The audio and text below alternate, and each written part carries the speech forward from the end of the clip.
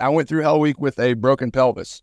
Um, Whoa. yeah, it was awesome. Did you So, know? I mean, oh yeah, assuming, yeah, oh yeah. just okay. You didn't want to roll. No, no, no, no. Well, so because of my seniority, I didn't know how many rolls I had in me, or I didn't know what I had left. All I know is that I needed to pass the Hell Week milestone. The Thursday before Hell Week. Hell Week started on Sunday. Thursday before Hell Week, we were doing log PT, and it was forever lunges. Okay, so we had the log. We were on. I know you trained with this. Did you were out in Coronado? No, no. Santa Monica. Oh, okay, totally different. Got it. So, have you ever been to the Buds compound? Yes, I have. Yeah. Okay, so you know Demo Pit Road. Okay. Okay, so right next to the O course, there's this soft sand road that goes down to the demolition pits where they do the final exercise in Hell Week. It's about a mile and a half down. So what we were tasked to do was with the boat crew, take the log and do lunges down Demo Pit Road to the demo pits and back. Right, so 3 miles lunges. That's why I call it forever lunges. Really hard headed as a Marine and just as an individual in general. But I didn't want to drop the log because I knew if you drop the log, you're gonna have to go to the back of the line, and it's just going to get so much worse because you want to do the pace to be a winner. Right, you get there first, you get a break, you get to drop the log, take a water break. You don't, you turn back around, just keep lunging back the other way. Right, so it's just continue the pain train. Probably about 2/3 of the way down, the boat crew, we were already wet and sandy. The boat crew dropped, the log was slipping, and they like drop it, and I'm like, no, catch it. So I'm on the end, and as I was catching it and going down with it, I lunged. The log dropped, hit my hip, and I turned down, and I actually felt it just go, and it was the under loop of your pelvis, the pubic rami bone. It actually popped in half.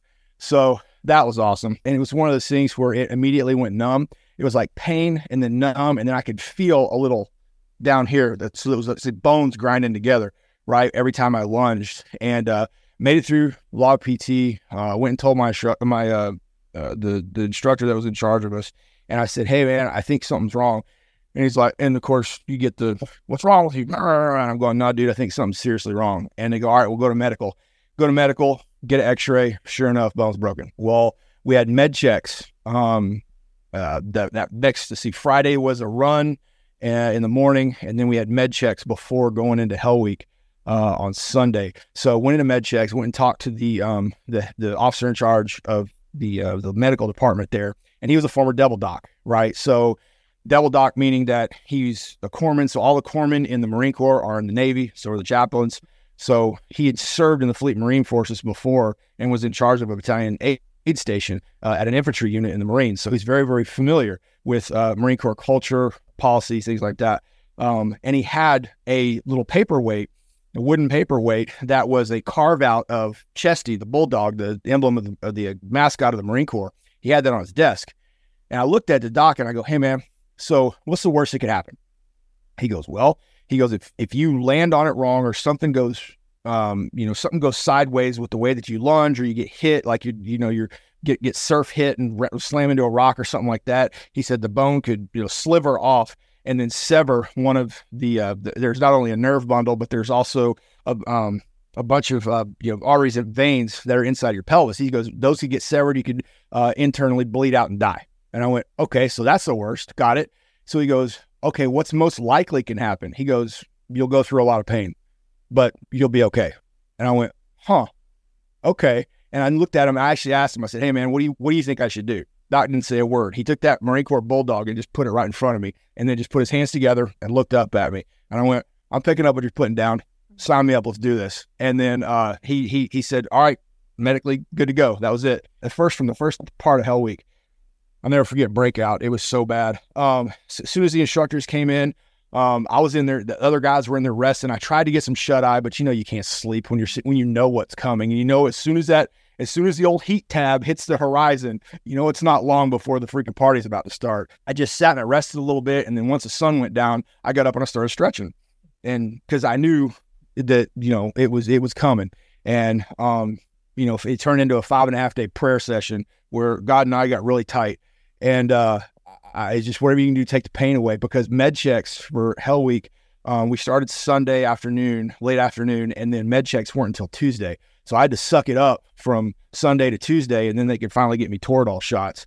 And the Toradol shots only lasted 12 hours anyway, which is kind of funny. You get the shot in the morning, and then when the night crew shows up, who are like the tough, rough and tumble crew, I'm feeling everything anyway. So it's just like, good grief. But any little bit that they could take away, it was fine. But yeah, when breakout went down, they started off hitting the surf, coming back, and the crew that I went into was 8-count bodybuilders. And I remember doing 8-count bodybuilders with one leg back and one leg forward because I couldn't extend my leg all the way. And I'm just like, holy cow. And I just couldn't focus on the pain. I had to focus on the job. I was still the class leader, so I had to, keep accountability of the guys. And I just had to be completely and totally mission focused, think nothing of self, only of selfless, only of other people. And by shifting my mindset, not that I worked internally, but it's very easily to go internal when you're hurt. But to take that mentality and go, hey, look, this is my main focus. What's my goal? Focus on that goal. And this is like, well, this is one of those whatever it takes moments. Well, put your money where your mouth is. Let's see where we go from here. I could have stopped on Wednesday and called it a day and gotten forward rolled. But I was like, no, man, I want full bennies. So I can't. And they offered that. The docs offered that to me, and I went, nope, not doing it. Go keep pushing. I'm going till the end. And you can kind of see, because the people that were taking the pictures when we secured from Hell Week, it's almost like a 3-phase thing where we're all standing up, and then it's like, all right, hey, down on one knee in the back. And you could see me just with that wretched pain face trying to take a knee at the end, because it was like it was over. And then that's when all the pain started hitting me, because it's almost like I wasn't feeling it as I was going through Hell Week. But afterwards, once that flag came over the berm and all the instructors were there and we were secured, it's just like that's when the pain hit me. And I was like, oh my word. But you can actually see some of the pictures with the wincing face. But yeah, I went back, grabbed my brown t-shirt, got my pizza and Gatorade, and I think I slept for 18 hours straight after that. And then went to medical and took a class roll after that. And then I came back 2 classes later and picked up right after Hell Week.